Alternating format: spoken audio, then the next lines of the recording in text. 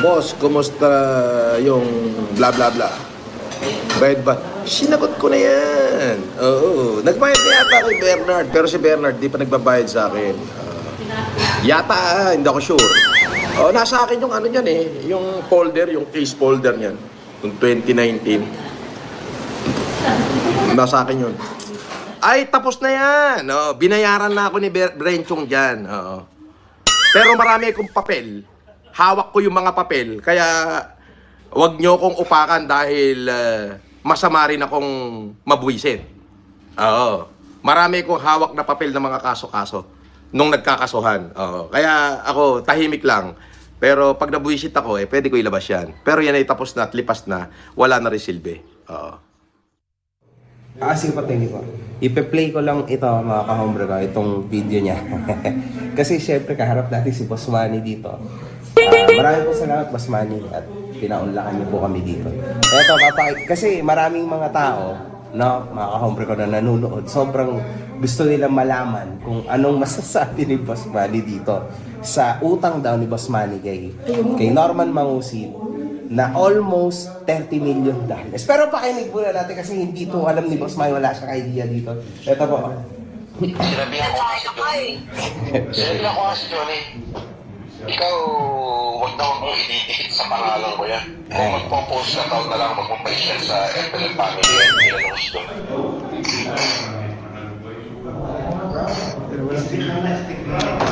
Alam mo may utang sa akin yan, hindi pa nagbabayad eh. Wala po ba yan? Siguro. $30 million ang utang sa akin.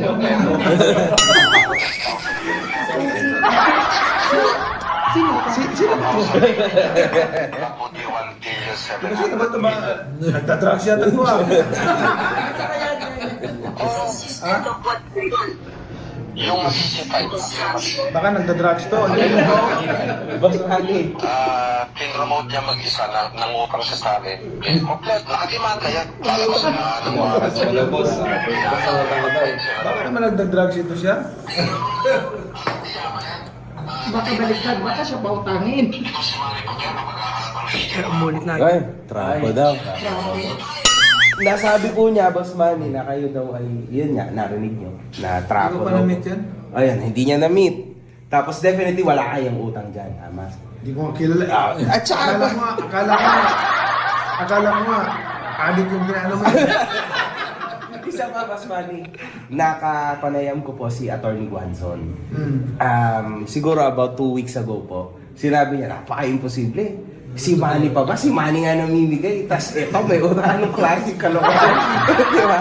$30 million? Boss Manny parang hindi pa ata aabot yun sa isang labay niyo. 1.7 billion pesos daw po. Parang lumaban ako. 2018 daw. 2018. Pero mataas pa doon ang kinikita mo, Boss Manny, sa isang laban lang. Grabe naman yun. Ganoon lang yun. Akala ko nga nakadrugs eh. Sa bobo. Kaya kamag-anak daw kasi ni Presidente. Pero itinanggi yan ha. Tinanggi na ho yan ni Aimee at saka ni BBM. So, yun ang pakalat niya lang. Yun, so. Baka naman may...